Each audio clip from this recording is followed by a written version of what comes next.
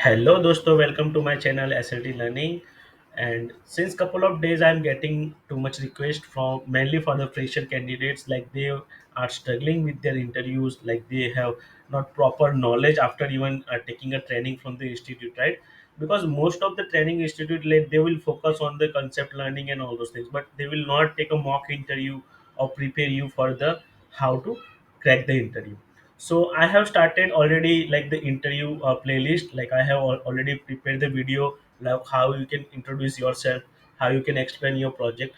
Then I'm starting for with like small video with couple of questions that we're gonna take today on a fresher notes mainly. Okay, so these are the questions we're gonna cover today, right? So if you are struggling to answer these questions, this video will be very helpful to you. So just go through this one and try to understand how you should answer the questions if they will ask you like this way. Okay, so these are the couple of common questions that I have seen, like, and these are the requests I have also received. Like I have received around like I will just say 85 questions, but I cannot do all of them in a one go. तो इसके लिए मैं क्या कर रहा हूँ कि I will do it one by one. I will make a separate video to just make sure I am just putting the right information in front of you.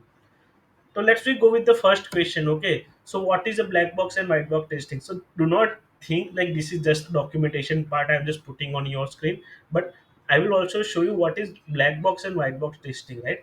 So black box means, suppose if you are working on any application, right? Let's suppose the login page, right? You are working. So in login page, we normally have the username and password. So let me just show you this login page. So this is the one of the application I normally use in my training, the Orange CRM. You can also use this one. I will put this URL in a detail, and this is the username and password you can use, right? Now, suppose this is the, let's we take an example of black box testing, right? If I want to perform a black box testing, how I can do that and what parameter I normally use. So the concept of black box testing is that simple. Like you need to just provide set of input data and you need to record the actual result, right? And once you have an actual result, you need to compare with the expected result if it is matching or not, right? Simple.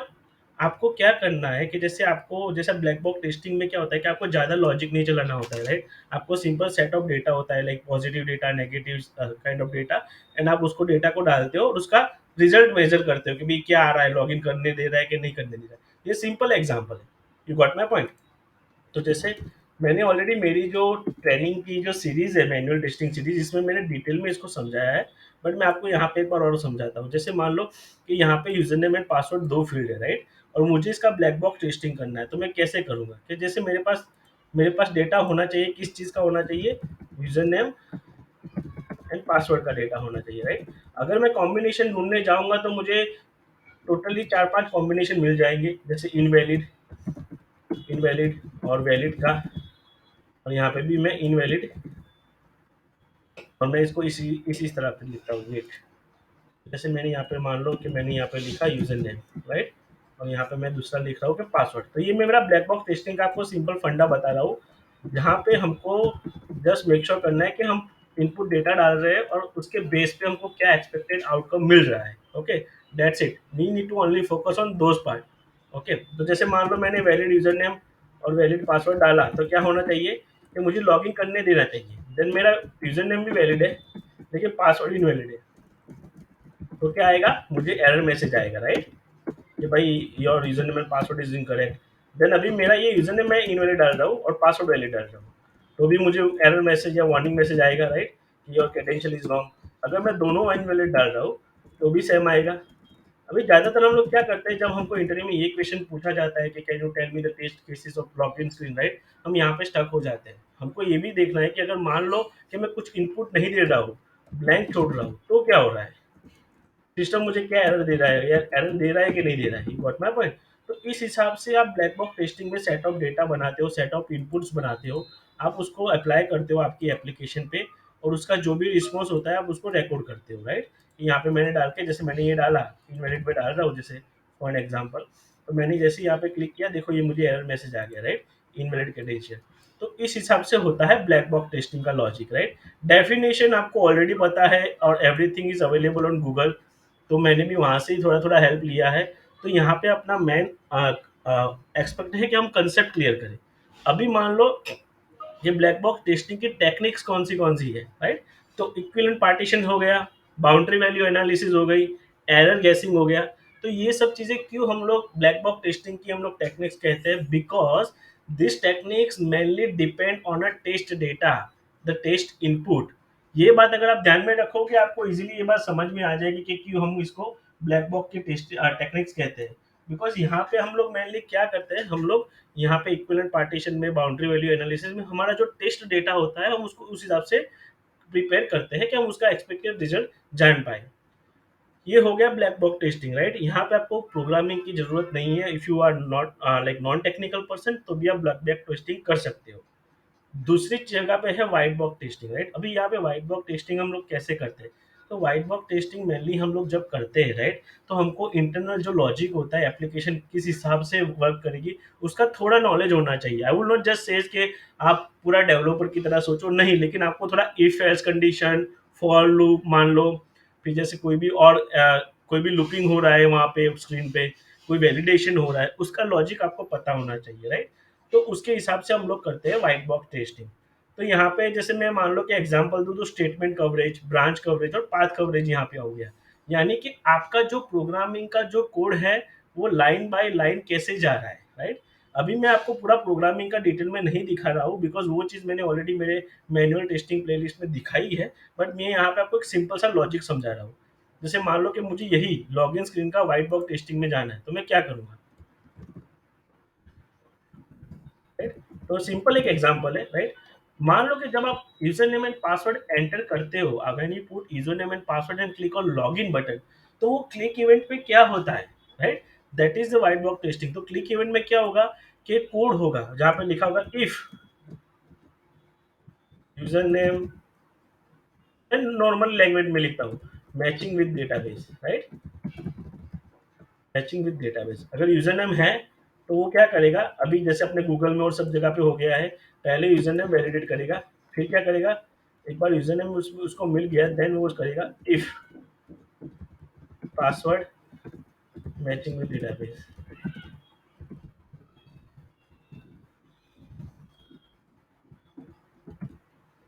Then login successful, right?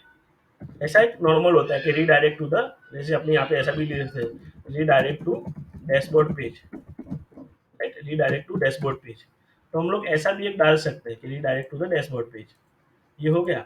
उसके बाद जैसे मान लो कि यहाँ पे कुछ ये यहाँ पे मैच नहीं हो रहा है तो एल्स में क्या आएगा, तो वो चीज़ भी हमारा पाथ कवरेज में आ जाएगा, कोड का जो अपना कवरेज होगा कि शो एरर और वार्निंग मैसेज, राइट? तो जब लोग हम व्हाइट बॉक्स टेस्टिंग करते हैं, राइट, तो ये जो छोटे छोटे लॉजिक होते हैं हम उसको डिबग करते हैं। हम कोड में जाके उसको ऐसे डिबग पॉइंट रख के उसको वन बाय वन लाइन उसकी जाने देते हैं और हम लोग अंडरस्टैंड करते हैं कि ये लॉजिक के हिसाब से ये लाइन जा रही है कि नहीं। मोस्टली व्हाइट बॉक्स टेस्टिंग तभी हो जाता है जब developer, if you remember this word, code review, right? जब वो लोग कोड रिव्यू करते हैं तो वो लोग इस हिसाब से ही करते हैं कि वो लोग कोड का उसका पूरा रिव्यू करते हैं। तो ये चीज़ हमेशा मेक श्योर करो। ये डिफरेंस है व्हाइट बॉक्स और ब्लैक बॉक्स टेस्टिंग में।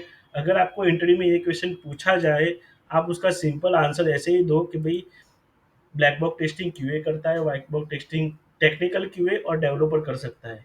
ब्लैक बॉक्स टेस्टिंग में हमको प्रोग्रामिंग का नॉलेज या इंटरनल लॉजिक की ज़रूरत नहीं होती है, हम सिंपल वहाँ पे इनपुट पास करके उसका आउटपुट मेज़र करते हैं। व्हाइट बॉक्स टेस्टिंग में हमको वो सारी चीज़ जानने की बहुत ज़रूरत होती है। यहाँ पे हम लोग को इम्प्लीमेंटेशन कैसे किया है एप्लीकेशन का, कौन सा डेटाबेस है, कौन सा सर्वर है, कहाँ पे होस्ट किया है, कहाँ पे डिप्लॉय किया है, वो सब जानने की ज़रूरत नहीं है ब्लैक बॉक्स टेस्टिंग में। व्हाइट बॉक्स टेस्टिंग में वो चीज़ ज़रूरी पड़ती है बिकॉज़ उसके हिसाब से हम लोग हमारा टेस्ट सिनेरियो बनाते हैं। फिर आप थोड़ा टेक्निक्स के बारे में बोल दो कि ब्लैक बॉक्स टेस्टिंग में है equivalent partition, boundary value analysis, statement coverage, और ये सारी चीज़ें मैंने मेरे वो मैनुअल जो टेस्टिंग का क्रैश कोर्स का मैंने ट्रेनिंग ट्यूटोरियल डाला है पूरा प्लेलिस्ट 11 वीडियो का, उसमें ये थोड़ा डिटेल में मैंने बताया बताया हुआ है। तो ये अपना हो गया पहला question, what is black box and white box testing और उसका डिफरेंस क्या है।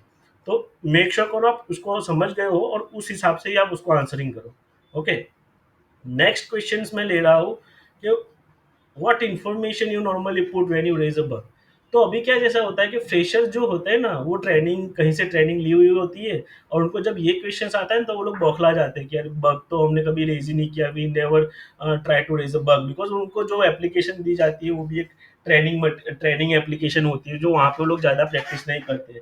वहाँ पे उनको मेनली वही सिखाया जाता है कि आप ट्रेनिंग ले लो तो आपको जॉब मिल जाएगी। बट उसके बाद भी मेरे पास बहुत सारे ऐसे रिज्यूम आते हैं जो अच्छी अच्छी जगह से ट्रेनिंग ली हुई होती है, but they are struggling for a I will just say for a job, because training तो उनको मिल जाती है अच्छे से, लेकिन वो लोग उसको रिवाइज नहीं करते, राइट, उसको समझते नहीं है कि उसको कैसे मुझे आंसरिंग करना है। तो अगर ये क्वेश्चन आपको आता है कि भाई आप क्या इन्फॉर्मेशन, जब आप बग रेज कर रहे हो तो आप क्या इन्फॉर्मेशन डालोगे, तो आपको ये चीज़ें ध्यान में रखनी है। बिफोर रेजिंग अ बग हमेशा ऐसे बोलो कि sir I will make sure before raising a bug, तो मैं ट्राई करूंगा कि भाई पहले मैं बग रेज कर रहा हूँ उससे पहले मैं उसको रेप्लिकेट करने का ट्राई करूंगा मल्टीपल टाइम्स। ऐसा नहीं है कि एक बार बग दिख गया, एक बार एरर दिख गई तो बग हो गया, नहीं। You have to replicate the bug. अगर आप रेप्लिकेट कर पा रहे हो then and then you can put in a bug, right. वही एक सही प्रोसेस है। वन टाइम जो होता है उसको हम बग नहीं काउंट करते, हम उसको बिहेवियर के तौर पे लॉक कर सकते हैं। But if developer is not able to reproduce, अगर वो रिप्रोड्यूस नहीं कर पाएगा, then it will be the conflict between you and developer। तो always make sure before raising a bug आप उसको मल्टीपल टाइम रेप्लिकेट करो। दूसरा हो गया कि बग का बिहेवियर जो है उसको अंडरस्टैंड करो कि बग कहाँ से कैसे हो रहा है, राइट। तो क्या होगा इन फ्यूचर, मान लो कि कोई मीटिंग है, स्क्रम कॉल है या डेली स्टैंड अप है या कहीं पे भी आपको उस बग के बारे में पूछा जाए। ये नॉर्मली होता है कि भाई X Y Z person has raise a bug, तो आप इसके बारे में बताओगे, तो आपको ये चीज़ पता होनी चाहिए जब प्रोजेक्ट मैनेजर, ये मोस्टली जब क्रिटिकल बग्स होते हैं या कोई बग जो लॉन्ग टर्म से पेंडिंग होते हैं वहाँ पे ये क्वेश्चन आते हैं। तो बग को अच्छे से समझ लो। तीसरी चीज, चेक करो कि कोई डुप्लीकेट बग ऑलरेडी किसी ने रेज तो नहीं किया है, राइट। ऑलरेडी पास्ट में किसी ने ऑलरेडी ये बग रेज किया हो, तो आप क्या कर सकते हो, उसका रेफरेंस देके उसको रीओपन कर सकते हो या उसको लिंक करके आप और एक बग रेज कर सकते हो as a child task, right. And always अगर आपको लगता है कि यार ये बग है कि नहीं है, ये है वह, तो normally in software line, right, confirm with developer, right. Just make sure करो कि यार मुझे ऐसा कुछ दिख रहा है, ये यहाँ पे क्लिक कर रहा हूँ, ये चीज़ नहीं वर्क कर रही है, तो तुझे क्या लगता है बग है। Always confirm with developer. 99% developer आपसे यही बोलेंगे नहीं नहीं ये तो सही है, ये मैं फिक्स कर दूंगा, ये हो। लेकिन अगर वो बोल रहा है कि मैं फिक्स कर दूंगा, that means it is a bug, तो आप उसको एज अ रिकॉर्ड ट्रैक कर लो। उसके बाद आता है कि भाई आपको कौन कौन सी चीज जब आप बग रेज कर रहे हो तब आपको ध्यान में रखनी है। ये हो गया बिफोर अ बग। अभी कौन कौन सी चीज आपको बग रेज करने के टाइम पे ध्यान में रखनी है। तो पहले आप चीज़ ये ध्यान में रखो कि आपका मेन ऑब्जेक्टिव क्या होना चाहिए जब आप बग रेज कर रहे हो। कभी कभी कैसा होता है कि डेवलपर और क्यूए के बीच इतने कन्फ्लिक्ट होते हैं कि एक प्रोजेक्ट टीम में कि they will like become personal, right. तो वो लोग जो कोर पर्पस क्वालिटी का होता है वो भूल जाते हैं। तो ऑलवेज मेक श्योर करो कि आप बग रेज कर रहे हो because you am to provide the quality in a software. ऐसा भी नहीं कि भैया चलो इसका मॉड्यूल है तो मैं इसको दो तीन बग दे ही देता हूँ, लॉक करके दे ही देता हूँ। No, just make sure you focus on your mindset कि भैया मैं क्वालिटी पे फोकस करने के लिए बग रेज कर रहा हूँ। सेकंड थिंग्स, कभी भी ऐसे वर्ड्स यूज मत करो when you are raising a bug, because जब आप बग रेज कर रहे हो तब वो बग खाली डेवलपर को भी नहीं दिखेगा, वो सारी टीम को दिखेगा। तो keep your good impression, put the proper simple wording in a bug, okay. अगर लग रहा है कि यार ये चीज़ मल्टीपल जगह पे इफेक्ट कर रही है और ये एक नहीं लेकिन दो तीन बग होने चाहिए, तो ऑलवेज मेक श्योर करो कि आप उसके सेपरेट बग रेज करो, क्योंकि उससे आपको ट्रैक करना इजी पड़ जाएगा। You got my point. आप उसको ट्रैक करोगे आपको इजीली पता चल जाएगा ये बग यहाँ पे फिक्स हो गया है, ये बग यहाँ पे फिक्स हो गया है। उसके बाद है कि आप कोई भी चीज़ को अज्यूम मत करो। पहली चीज़, you are not a creator, right. Even developer भी कोई चीज़ अज्यूम नहीं करते, रिक्वायरमेंट के हिसाब से ही जाना है। तो अज्यूम मत करो, उसको अच्छे से समझो और फिर ही बग रेज करो, ओके। तो ये चीज़ आपको ध्यान रखनी है जब आप बग रेज कर रहे हो। उसके बाद आती है कि भाई की इन्फॉर्मेशन क्या होनी चाहिए जब आप बग रेज करते हो, राइट। तो पहली चीज होती है कि टाइटल ऑफ द बग, जो आप मेन टाइटल डालते हो समरी ऑफ द बग, वो इतना नीट एंड क्लीन रखो, पॉइंट टू पॉइंट रखो कि वन लाइन में सामने वाले को इतना तो पता चल जाए कि ये मॉड्यूल में यहाँ पे ये इश्यू है। उसके बाद आप क्या करोगे, डिस्क्रिप्शन में आप लिख दो कि भी स्टेप्स टू रिप्रोड्यूस, राइट। अगर आपको ये बग रिप्रोड्यूस करना है तो कहाँ कैसे रिप्रोड्यूस करना है, आप ये स्टेप फॉलो करो। अगर आपके पास टाइम हो तो स्क्रीनशॉट भी ऐड करो कि मैंने यहाँ पे क्लिक किया, यहाँ पे गया, यहाँ पे क्लिक किया, यहाँ पे गया। इस हिसाब से आप लोग आपका स्टेप टू रिप्रोड्यूस अच्छे से मेंटेन करो। फिर हो गया evidence of the bug, right? कि भाई कोई स्क्रीनशॉट है, एरर स्क्रीनशॉट है, या कुछ आपको लगता है कि मैं इसको वीडियो रिकॉर्डिंग बना के अटैच कर देता हूँ, तो that will be always good.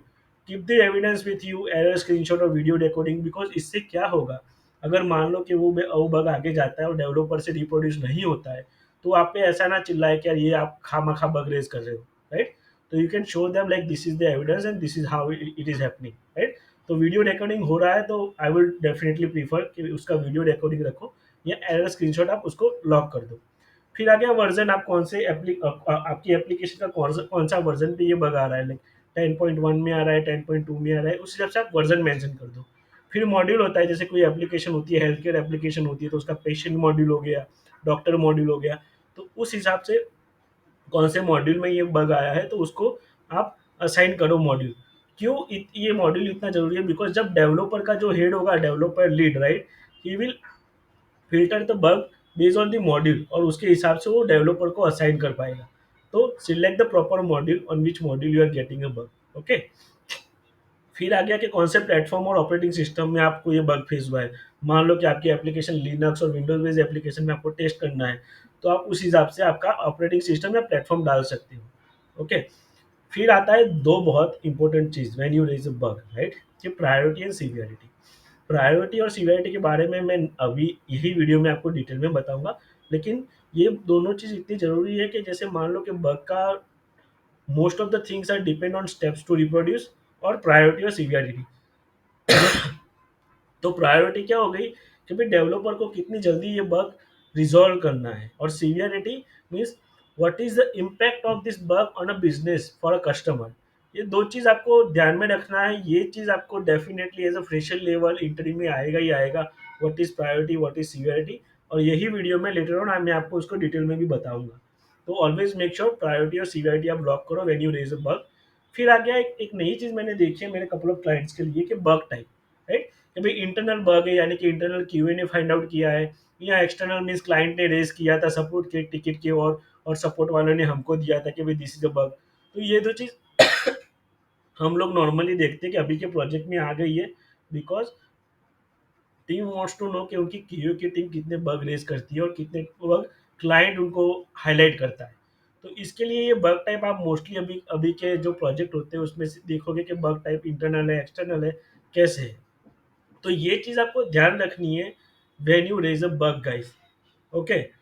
तो अभी अब जाएंगे हमारे नेक्स्ट क्वेश्चन में, लेकिन उससे पहले मैं आपको एक चीज बताऊं कि आपको कोई भी क्वेश्चन हो जो आपको इंटरव्यू में टफ लग रहा हो, you can put in comment, मैं उसके ऊपर डेफिनेटली वीडियो बनाऊंगा। मेरे पास अभी तक 85 क्वेश्चंस आ गए हैं मेरे डिफरेंट कैंडिडेट्स के, तो मैं वन बाय वन उसके वीडियो बना रहा हूँ। तो इफ़ यू ऑल्सो फील कि अभी ये क्वेश्चन मैं उसको अच्छे से समझा नहीं पा रहा हूँ, और मुझे ये क्वेश्चन जब इंटरव्यू में आया था I was struggling, just shoot on my comment box. I will definitely try to make the video on it and try to give you some practical knowledge. Okay.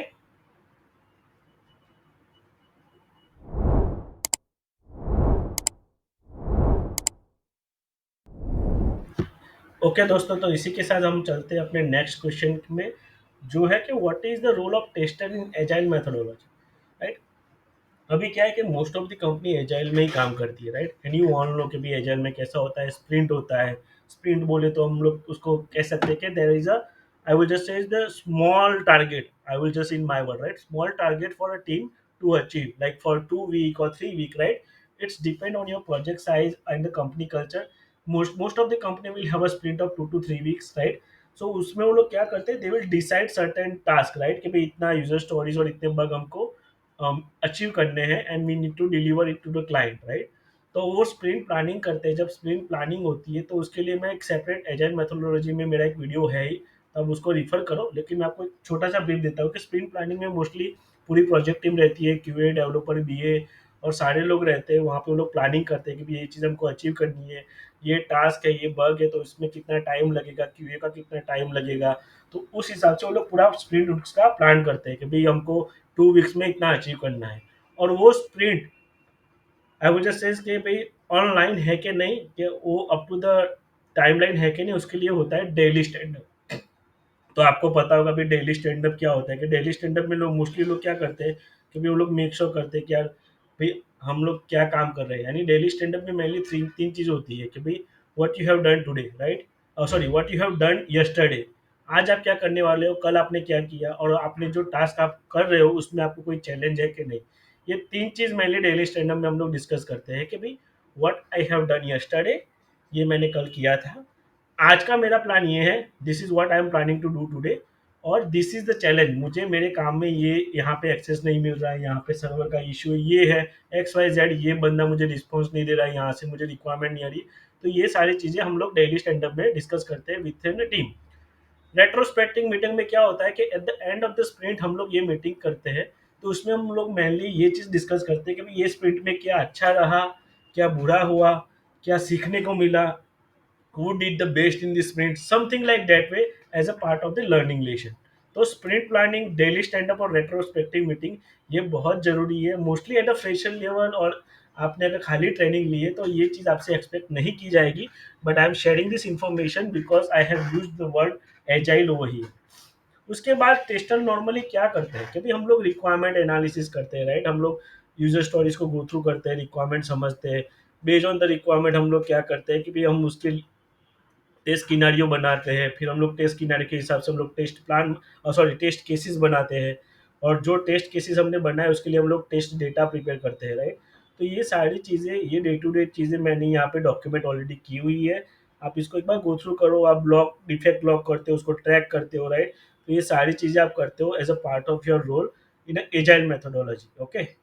तो ये चीज़ें आपको इसलिए ज़रूरी है because when at a fresher level, right, आप जब आप खुद को इंट्रोड्यूस कर रहे हो, आप ये पॉइंट्स आप बोल सकते हो कि भाई as a part of my training I used to do this, right. तो उससे क्या होगा, एक अलग इंप्रेशन क्रिएट होगा। आप इंट्रोडक्शन में इसको डेफिनेटली यूज़ करो कि ये रोल एंड रिस्पॉन्सिबिलिटी मैं कर रहा हूँ as a part of the training और मेरे पुरानी कंपनी में, ओके। अभी हम लोग जा रहे हैं कि अपने नेक्स्ट क्वेश्चन में, जो कि है what is priority and severity. Guys, this is the questions they will definitely ask you, what is priority and what is severity. So in simple word, let's we understand first the severity. तो severity क्या होती है, this is defined by QA people, right, when they are logging a bug, this is defined by QA people, because QA know कि भाई अगर ये bug यहाँ पे है तो इसका इफेक्ट ओवरऑल एप्लीकेशन में और क्लाइंट के बिजनेस पे क्या आएगा, राइट। सो अगर ये बस की जो इम्पैक्टनेस है ऑन अ बिजनेस, उसके बेस पे वो लोग सीवियरिटी डिफाइन करते हैं, high, medium, low, critical, something like that, okay. और प्रायोरिटी क्या होती है कि प्रायोरिटी मैन जो डेवलपर का लीड होता है या जो पूरा प्रोजेक्ट मैनेजर होता है, वो कभी कभी वो लोग प्रायोरिटी डिफाइन करते हैं कि भाई ये बग आया है, राइट, और ये इसका सीवियरिटी क्रिटिकल है, तो इसको हमको जल्दी इसको फिक्स करना पड़ेगा। तो bug priority means how sooner you want to fix this bug, developer इसको कितना जल्दी फिक्स करेगा उस वो डिफाइन करता है प्रायोरिटी। तो डेवलपर मेनली जब कोई बग देखते हैं उसकी वो लोग प्रायोरिटी देखते हैं, और टेस्टर सीवियरिटी देखते हैं, ओके। तो ये चीज़ हमेशा ध्यान में रखो, अगर आपको डिफरेंस पूछे तो आप ये दो चीज़ तीन चीज़ बोलोगे, इट्स मोर देन इनफ। उसके बाद ये क्वेश्चन आएगा कि भाई give me the example, right, कि भाई लो सीवियरिटी एंड हाई प्रायोरिटी, और very high severity and low priority, इसका एग्जांपल दो। तो ये कुछ मैंने एग्जांपल मेरे एक्सपीरियंस के हिसाब से और थोड़े मैंने गूगल से भी लेके निकाले हैं। जैसे मान लो कि कोई भी एप्लीकेशन होता है, उसका लोगो ब्लर हो रहा है या उसका लोगो कट हो रहा है, तो उसका ब्रांडिंग इफेक्ट हो रहा है, यू गॉट माई पॉइंट। तो इससे उसकी एप्लीकेशन में ओवरऑल कहीं इतना फर्क नहीं आएगा, बट उसकी ब्रांडिंग बिगड़ रही है, उसके लिए उसको प्रायोरिटी हाई दिया जाएगा कि भैया फटाफट इसको फिक्स करो, बिकॉज इसकी वजह से हमारी ब्रांडिंग बिगड़ रही है। ओवरऑल वो कहीं पे भी इफेक्ट इतना नहीं कर रहा है, जैसे यूजर्स लॉगिन भी कर पा रहे हैं, सब चीज़ अच्छे से यूज कर पा रहे हैं, लेकिन because of the low severity the हायरिटी प्रायोरिटी इज वेरी हाई। फिर हो गया कि जैसे मान लो कि भाई कोई एप्लीकेशन होती है, वेब बेस्ड एप्लीकेशन, उसके जैसे हम लोग कोई यूआरएल पे क्लिक करते हैं तो वो दूसरी स्क्रीन पे जाता है, तो जो उसका कंटेक्स्ट यूआरएल होता है, कभी कभी वो रॉन्ग रॉन्ग जगह पे मैप हो जाता है, राइट। तो उससे क्या होगा कि भी यार वो, चलो रॉन्ग जगह पे यानी कि उसने डिप्लॉय कर दिया था, पेज भी ओपन हो रहा है, लेकिन जब यूआरएल कोई देखता है तो उसको पता चलता है कि यार ये क्या वर्डिंग आ गया, ये कोई रॉन्ग फोल्डर लग रहा है।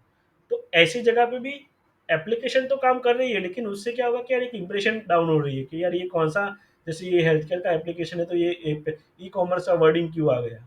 The similar way when you are storing a data, right, जैसे आप कस्टमर से रजिस्ट्रेशन करवाने के बाद उनका प्रोफाइल पिक्चर या कोई वीडियो या कोई कुछ भी डिटेल्स आप एंड यूजर की स्टोर कर रहे हो, वो अगर अच्छे से स्टोर हो रही है लेकिन वो गलत फोल्डर पे जा रही है, that is also a concern, right? उसकी सीवीआरटी लो रहेगी लेकिन प्रायोरिटी हाई रहेगी। ओके।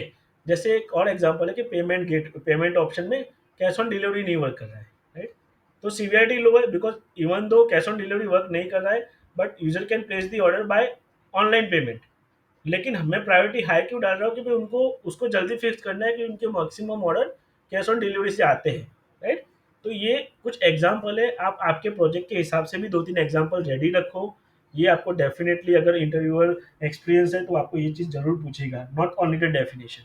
इन सिमिलर वे कि भाई हाई सीवियरिटी और लो प्रायोरिटी में जैसे मान लो कि आपका डिस्क्लेमर और प्राइवेसी पॉलिसी का पेज है या रिफंड पॉलिसी का पेज है आपकी वेबसाइट पे, जब यूजर उस पर क्लिक करता है तो क्रैश हो जा रहा है, मीन्स यूजर आपके पास आने से पहले वो चीज़ों को रीड नहीं कर पा रहा है जो आप उसको दिखाना चाहते हो। मैं अगर टिकट बुक कर रहा हूँ कहीं पे, मुझे रिफंड पॉलिसी देखनी है कि अगर मैं उसको कैंसिल करवाऊंगा तो मुझे क्या क्या चार्जेस लगेंगे, बट मैं वो पेज पे जैसे ही क्लिक कर रहा हूँ क्रैश हो रहा है। दैट मीन्स कि भाई उसकी सीवियरिटी हाई है बट प्रायोरिटी लो है, क्योंकि मैं वहाँ पे अगर क्लिक नहीं भी करूँगा तो भी मैं मेरी टिकट बुक करवा सकता हूँ। दूसरी चीज़ है, कभी कोई भी एप्लीकेशन में ऐसा भी होता है कभी कभी कि हम कुछ यूआरएल होती है जहाँ पे हम लोग ने रॉन्ग मैपिंग कर दिया होता है, तो हम उस लिंक पे या कोई यूआरएल पे क्लिक करते हैं तो एप्लीकेशन क्रैश हो जा रही है, राइट? तो उस चीज़ में हम लोग क्या करते हैं, हम लोग यूजर को गाइड करते हैं कि भाई we are working on this one but mean time do not click on this link, right? Otherwise it will crash the application. तो ये एक चीज़ हो गया है। फिर एक और एग्जांपल जो मैंने अभी, हम लोग जब एक बैंकिंग सॉफ्टवेयर था उसमें हम लोग ट्रेनिंग दे रहे थे, हम लोग वर्क नहीं कर रहे थे, हम ट्रेनिंग दे रहे थे। तब हमने देखा कि जैसे मान लो कि आप कोई एफडी बुक करवा रहे हो, राइट? तो 1 साल की आपकी एफडी है। अब उस पे 4% उसका आपको इंटरेस्ट मिलना था, लेकिन एंड ऑफ द 1 ईयर आपका इंटरेस्ट क्रेडिट हुआ 8%, राइट? तो वो जो कैलकुलेशन में इश्यू आया, राइट? वो मान लो कि भई 10,000 की जगह आपको 20,000 रुपए मिल गए, राइट? तो वो हाई सीवियरिटी है, लेकिन लो प्रायोरिटी इसीलिए क्योंकि वो साल में 1 ही बार होगा, वंस इन अ ईयर, तो आप उसको इजीली करेक्ट कर पाओगे, राइट? आप उसको करेक्ट करके आप उसको प्रोसेस कर पाओगे। तो ये एक और एग्जांपल है आप जो इसको दे सकते हो as a part of the high severity and low priority. तो ये क्वेश्चंस आपको डेफिनेटली आएगा। आई विल सजेस्ट कि आप आपके ट्रेनिंग के हिसाब से या आपके एक्चुअल अगर कहीं पे काम कर रहे हो तो उसके हिसाब से आप ये क्वेश्चन के एग्जांपल रेडी रखो, because this is one of the must ask question in a fresher level. फिर आता है कि भाई यार ये एक चीज़ होती है कि क्यूए और QC, right? Quality assurance, verification भी उसको बोलते हैं, और क्वालिटी चेकिंग उसको बोलते हैं वैलिडेशन। तो कभी कभी आपको ये लोग ये भी ट्रिक करके पूछते हैं कि what is the difference between verification और validation, what is the QA और क्यूसी। तो दोनों चीज़ एक ही है, आप उसको इस हिसाब से आंसर दे सकते हो। अभी डिफरेंस तो मैंने स्क्रीन पे डाल दिया है, राइट? तो सिंपल सी चीज़ है, वेरिफिकेशन क्या होता है, जैसे मैं आपको एक रियल टाइम एग्जांपल दूँ कि आप चाय बना रहे हो, right? If you are making a tea, तो उसका एक प्रोसेस होता है कि पहले पानी उबालेंगे, राइट? उसके बाद उसमें चाय पत्ती डालेंगे, उसके बाद उसमें अगर वो उसका जो उबाल आएगा उसके बाद हम उसमें दूध डालेंगे, चीनी डालेंगे, राइट? ये एक प्रोसेस होता है, राइट? तो क्यूए क्वालिटी एश्योरेंस प्रोसेस पे काम करता है, राइट? कि हम लोग जो चीज़ बना रहे हैं उसकी प्रोसेस अच्छी होनी चाहिए। अगर हम लोग एक बिल्डिंग बना रहे हैं तो उसका सीमेंट, उसकी जो मिट्टी होती है, राइट, कंक्रीट, और वो सारी चीज़ें अच्छी क्वालिटी की होगी और उसको अच्छे से यूज़ होना चाहिए, तभी एक अच्छा बिल्डिंग बनेगा। Like then and then it will make a good tea, right? अभी क्वालिटी चेकिंग क्या होता है कि एक बार बन गया, उसके बाद हम लोग उसको टेस्ट करेंगे, राइट? जैसे किसी ने चाय बना दी लेकिन उसने रॉन्ग प्रोसेस से बनाई थी, उसने चीनी की जगह उसने नमक डाल दिया था, तो मैं क्या करूंगा at the end of the day, जब मेरे हाथ में चाय आएगी मैं उसको टेस्ट करूंगा, वैलिड करूंगा, वैलिडेशन। तो यहाँ पे होता है क्वालिटी चेकिंग, तो मैंने वैलिडेट किया उसको, मैंने बोला नहीं यार ये तो गलत है, ये क्लाइंट के रिक्वायरमेंट के हिसाब से नहीं है, इसमें तो नमक डाला हुआ है। तो ये मेन डिफरेंस है प्रोसेस और प्रोडक्ट वेरिफिकेशन में। अगर आपको वो लोग, आप ये चीज़ भी बोल सकते हो कि उसकी मेथड क्या है, मेथड ऑफ वेरिफिकेशन और मेथड ऑफ क्यूए। तो वॉक थ्रू हो गया, राइट? इंस्पेक्शन हो गया, डेमो, जैसे हम लोग डेमो देते हैं, कोड रिव्यू करते हैं। ये डेवलपर कोड रिव्यू क्यों करते हैं? Because that is a part of the quality QA. Because वो लोग कोड रिव्यू पहले से करेंगे तो अगर कोई छोटे मोटे इश्यू रहेंगे तो वो लोग वहाँ पे उसको टैकल कर सकते हैं, राइट? अगर कोई बग होगा तो वहाँ पे आप उनको रिजोल्व कर सकते हैं।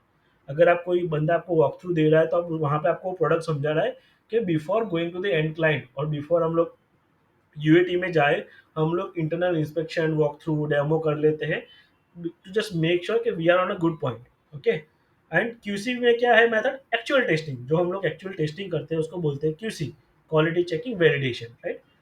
Quality assurance mainly proactive measure है जो हमको पहले लेना है टू अवॉइड द बग। और क्यूसी क्या है कि रिएक्टिव मेजर है कि जब बग आता है तब हम उसको कैसे आइडेंटिफाई करते हैं। ओके। क्यूए में मेनली पूरा एच डी एल सी का team, everything will be involve, but quality control में मेनली अपना टेस्टिंग टीम ही इन्वॉल्व रहता है। तो इस हिसाब से क्यू और क्यूसी का एक एग्जांपल आप उनको दे सकते हो when they will ask you about the difference. Okay. Then ये क्वेश्चन आता है what makes good test cases, right. जब आप टेस्ट केस लिख रहे हो तो आपको कौन कौन सी चीज़ ध्यान में रखनी है। तो पहली चीज़ है कि आप एक डिफाइन कर दो कि भाई मैं ये पर्टिकुलर मॉड्यूल के बारे में टेस्ट केस लिखने जा रहा हूँ और ये मॉड्यूल में मेरे इतने टेस्ट सिनेरियो है। Once you clear your mindset about module और टेस्ट सिनेरियो, राइट। सो मान लो कि अभी अगर मैं ये एप्लीकेशन में टेस्टिंग करने जा रहा हूँ, तो जैसे मेरा ये है लॉगिन, और मेरे को ओपन ऑरेंज क्या नाम है, मुझे टेस्टिंग करना है, तो मैं एडमिन का मॉड्यूल के हिसाब से टेस्टिंग करूंगा। तो पहले मैं एडमिन पकड़ लूंगा। एडमिन मॉड्यूल में मेरे ये सब मॉड्यूल है, यूजर मैनेजमेंट, जॉब्स, ये सब, ये सारी चीज़ों का मैं डिवाइड करते जाऊंगा छोटे छोटे मॉड्यूल में। You got my point.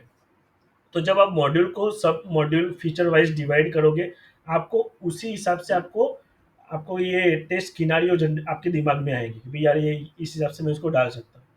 उसके बाद आपको क्या करना है, टेस्ट सिनेरियो आपके पास आ जाए तो आपको टेस्ट केस लिखना चालू करना है, राइट। कि आप एक बार समझ गए अच्छे से तो आपको टेस्ट केस लिखना चालू करना है। और टेस्ट केस इस हिसाब से लिखना है कि उसको यूनिक आईडी देना है। कि आईडी में क्यों बोल रहा हूँ टेस्ट केस की, बिकॉज जब आप रिक्वायरमेंट ट्रेसिबिलिटी मैट्रिक के साथ उसको मैप करोगे तो you should have a full coverage, कि आपको कवरेज पता होना चाहिए। This is what I need to make sure. Okay. तो आरटीएम के बारे में भी मैंने डिटेल में बताया हुआ है मेरे मैनुअल टेस्टिंग के क्रैश कोर्स में, तो आप उसको रिफर कर सकते हो। आरटीएम भी एक ऐसा क्वेश्चन है, मैं अपने नेक्स्ट वीडियो में शायद उसको ले लूंगा, बिकॉज ये एक बहुत अच्छा टॉपिक है for fresher level and experience level. कि आरटीएम रिक्वायरमेंट ट्रेसेबिलिटी मैट्रिक्स वो आपको मैप करवाता है टेस्ट केस को यूजर स्टोरी से। फिर हम लोग क्या करेंगे कि भी mention all the expected result, right. Possible like negative scenario, positive scenario करके आप एक्सपेक्टेड रिजल्ट को मेंशन करो, राइट। फिर कौन सा टेस्ट डेटा यूज करना है, तो आप जो टेस्ट केस लिख रहे हो उसमें जो टेस्ट स्टेप्स है उसमें कौन सा टेस्ट डेटा यूज होगा, प्री कंडीशन क्या है, पोस्ट कंडीशन क्या है, वो सारी चीज़ें आप मेक श्योर करो, वहाँ पे आप लिख लो कि अगर आप लोग ये पर्टिकुलर एप्लीकेशन को टेस्ट कर रहे हो तो make sure you have Chrome install, make sure you have proper internet, और make sure you have this access और दैट एक्सेस, एडमिन एक्सेस होना चाहिए। और उस हिसाब से आप लोग प्री कंडीशन और postcondition each and every step में आप लोग अगर ज़रूरत है तो डाल दो। क्योंकि उस हिसाब से आपको टेस्ट केस ऐसे लिखना है कि मान लो कि अगर आप अवेलेबल नहीं हो और आपने आपके टेस्ट केस कोई और बंदा, कोई और टेस्टर उसको रिफर कर रहा है, तो भी उसको इजीली पता चलना चाहिए। तो ऑलवेज मेक दैट माइंडसेट कि when you write a test case, ये माइंडसेट रखो कि यार अगर मैं अवेलेबल नहीं रहूँगा तो इसको कोई और भी एग्जीक्यूट एग्जीक्यूट इजीली करना चाहिए। ओके। जब आप लोग टेस्ट केस के बारे में सोच रहे हो, टेस्ट सिनेरियो, तो try to utilize different techniques like boundary value analysis, equivalent partitions. तो ये जो ब्लैक बॉक्स और ब्लैक बॉक्स के टेक्निक्स होती है उसको यूज इसीलिए करो कि इससे आपको टेस्ट सिनेरियो मिलेंगे, सेट ऑफ टेस्ट डेटा मिलेगा, और इससे आपकी जो कवरेज है वो पर्टिकुलर मॉड्यूल को टेस्ट करने की वो बढ़ जाएगी। उसके बाद वो आता है कि भाई try to write a test case in a such a way कि जब आपको कोई और एप्लीकेशन का टेस्टिंग दिया जाए या कोई और मॉड्यूल का टेस्टिंग दिया जाए, आप सेम टेस्ट केस यूज करो, थोड़ा सा मॉडिफिकेशन करो, तो इजी टू मेंटेन हो और इजी टू रीयूज हो। ऐसे हिसाब से टेस्ट केस लिखो, राइट।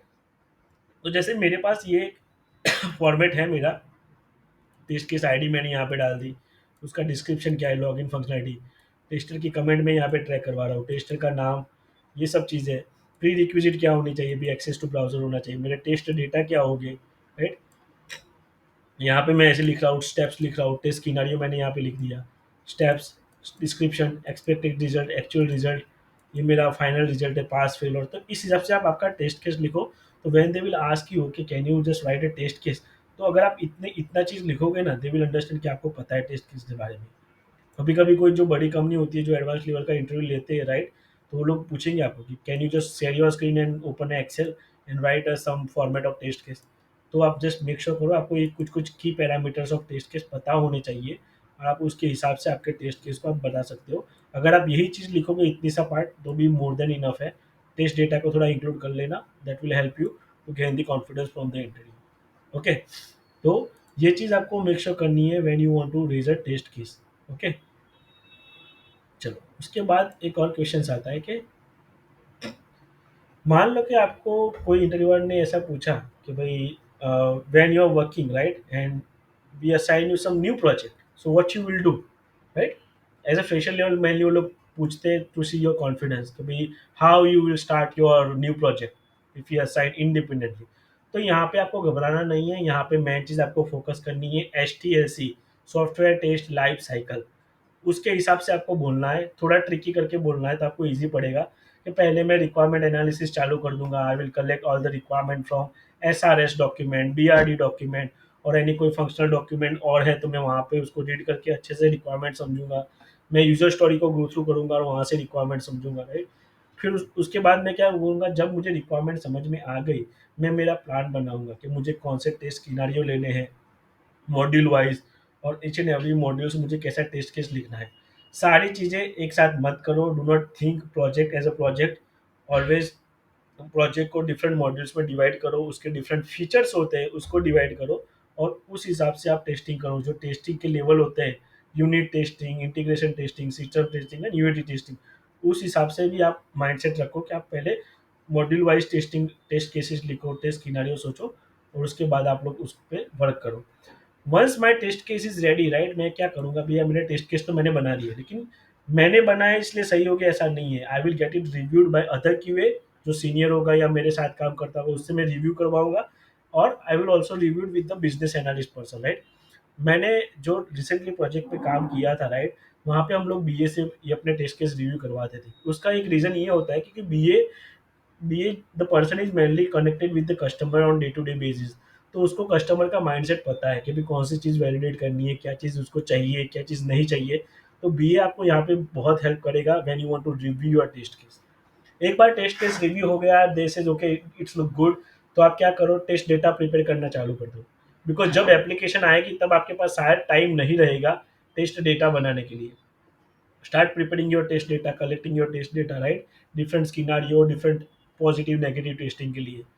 उसके बाद आप लोग क्या करोगे भी, मैं अगर कोई नया प्रोजेक्ट स्टार्ट कर रहा हूँ तो मैं आईटी पर्सन से मैं कनेक्ट करूँगा। मैं बोलूँगा भाई मुझे ये एप्लीकेशन का टेस्टिंग करना है तो मुझे एक सेपरेट मशीन या वीएम ला के दो, क्योंकि I do not want to test on my machine because मुझे क्लाइंट के हिसाब से टेस्ट करना है। तो मुझे ऐसा एक सेपरेट मशीन ला के दो जहाँ पे मैं ये टेस्ट करूँगा। तो आप ये चीज़ भी कर सकते हो, इट्स इन्वायरमेंट सेटअप, ये एच का ही पार्ट है। और जब डेवलपर आपको build they for a testing, आप क्या करोगे, टेस्ट केस एग्जीक्यूट करोगे। अगर मैनुअल टेस्टर हो तो मैनुअली आप उसको एग्जीक्यूट करोगे, अगर ऑटोमेशन टेस्टर है तो ऑटोमेशन की वे से उसको एग्जीक्यूट करोगे। जब आप एग्जीक्यूट कर रहे हो टेस्ट केसेस, आपको बग मिलेंगे, आप बग को लॉक करोगे विथ प्रॉपर इंफॉर्मेशन। आप टीम से कोऑर्डिनेट करोगे अगर उनको बग के बारे में ज़्यादा इंफॉर्मेशन चाहिए। फिर आप क्या करोगे, आप 2 रिपोर्ट बनाओगे। एक तो बग समरी रिपोर्ट, जो आपको ट्रैक करना है बग रिज़ॉल्व हो गए कि नहीं, और टेस्ट समरी रिपोर्ट कि भाई कितने टेस्ट केस एग्ज़ीक्यूट किए, कितने कंप्लीट हुए, कितने पास हुए, कितने फेल हुए, कितने हमने स्किप किए हैं। तो इस हिसाब से आप पूरा डिटेल में आंसरिंग दो कि how I should start when I get a new project aside as a QA. Even at a fresher level if you follow this steps one by one, it will really help you. Okay, और जब fresher होते हो तो आप ये मत सोचो कि यार कोई हेल्प नहीं करेगा, हर कंपनी में बंदे आपको हेल्प करेंगे। तो अगर आप आपको प्रोसेस पता होगी आप हेल्प मांग पाओगे, अगर आपको प्रोसेस ही नहीं पता है तो वो लोग आपको एच टी एल सी नहीं समझाएंगे, राइट? वो आपका काम है, सॉफ्टवेयर टेस्ट लाइफ साइकिल समझना आपका काम है। आप मुझसे ये हेल्प मांग सकते हो कि भाई मुझे टेस्ट डेटा बनाना है तो मैं कहाँ से, कौन से डेटाबेस से मैं ले सकता हूँ या कौन से स्किनारियो में जनरेट कर सकता हूँ। तो ये ऑलवेज मेक श्योर करो आप उसको इस हिसाब से आंसर दो। उसके बाद अपना ये क्वेश्चंस नॉर्मली मैं भी खुद पूछता हूँ मेरे कैंडिडेट को, भी मान लो कि भी आपको टेस्टिंग करनी है और आपके पास कोई डिटेल डॉक्यूमेंट ही नहीं है, राइट? यहाँ प्रोजेक्ट की कोई डिटेल क्लियर रिक्वायरमेंट नहीं है और आपको मैं बोलूँगी अभी नेक्स्ट वीक आपको टेस्टिंग करना है, तो आप ये क्वेश्चन को कैसे लोगे? तो यहाँ पे वो आपको देखना चाहते हैं कि आप लोग कैसे टैकल करते हो इस सिचुएशन को, राइट? तो always speak like this way कि रिक्वायरमेंट इज एवरीथिंग, राइट? तो मैं पहले ट्राई करूंगा, मैं जहाँ से भी मिले जैसे भी मिले मैं रिक्वायरमेंट कलेक्ट करके मेरे एक छोटा सा डॉक्यूमेंट बना दूंगा। मैं क्लाइंट का कोई रिकॉर्डिंग होगा, अगर मेरी टीम ने माइक्रोसॉफ्ट टीम्स में या कहीं पे स्काइप कॉल में उनको रिकॉर्ड किया है जब क्लाइंट के साथ बात कर रहे थे, तो वो रिकॉर्डिंग में रिफर करूंगा। मैं बीए के साथ डिस्कस करूंगा, प्रोजेक्ट मैनेजर के से मीटिंग करके टाइम स्केड्यूल करके उनसे समझूंगा कि भाई ये प्रोजेक्ट किस बारे में है, क्या रिक्वायरमेंट है, क्लाइंट को क्या चाहिए, right. I will put my suggestion if required, right. और मैं मेक श्योर करूंगा भाई एप्लीकेशन जब रेडी हो एटलीस्ट फर्स्ट लुक के लिए, राइट। तो मैं मेरे पास कुछ चीज़ हो एज माई थॉट प्रोसेस कि भाई ये रिक्वायरमेंट होनी चाहिए। मैं उनसे बोलूँगा भाई कोई क्लाइंट का ईमेल कन्वर्जन हो जहाँ पे रिक्वायरमेंट डिस्कस हुई हो या कोई डॉक्यूमेंट उसने भेजा हो, तो आप मुझे दे दो, मैं उसको रिफर करना चाहूँगा, right. Try to schedule a call with developer जो एक्चुअली वो प्रोडक्ट पे काम करना स्टार्ट कर दिया है बेसिक से, उसको थोड़ा तो पता होगा रिक्वायरमेंट के बारे में। तो उसको बोले यार थोड़ा टाइम दे दे, I want to understand this requirement because मुझे एच टी एल सी के फेसिस अप्लाई करने, टेस्ट केसेस बनाना चालू करना है। तो इस हिसाब से आप उसको टैकल कर सकते हो। Client call recording, any attachment given by a client as a part of the requirement document, sample project उन्होंने अगर उन्होंने सैम्पल वेबसाइट दी है तो वहाँ से आप उसको रिफर कर सकते हो। तो ये चीज़ आप इस तरह से आंसर दो कि अगर मेरे पास कोई डॉक्यूमेंट डिटेल में नहीं भी होगा, I will can do the testing on the project. Hope you like my this video. अगर आपको ये वीडियो पसंद आया, अगर आप स्टिल आपके कुछ क्वेश्चन है जहाँ पे आप चैलेंज कर रहे हो, you can shoot me the question, I will try to prepare the answer not on theoretical base, but I मैं खुद का भी व्यू शेयर करूँगा। और होप कि आपको ये वीडियो पसंद आया होगा। अगर आपको पसंद आया तो आप इसको लाइक करो, शेयर करो और सब्सक्राइब करो। जो लोग जॉब में स्ट्रगल कर रहे हैं, जिनको अभी जॉब नहीं मिल रही है, they are struggling in interview, तो आप जस्ट मेक श्योर करो कि पहले खुद को इतना प्रिपेयर कर लो कि आप कोई भी इंटरव्यू क्रैक कर पाओ, उसके बाद ही मार्केट में जाओ, otherwise you are losing the opportunity. Okay, तो इसलिए मैंने ये मेरा जो प्लेलिस्ट है स्टार्ट किया है। तो मैं यहाँ पे वीडियो ऐड करते रहूँगा और मैं यूनिक क्वेश्चंस लेके उसको प्रैक्टिकली समझाते रहूँगा। Okay, take care.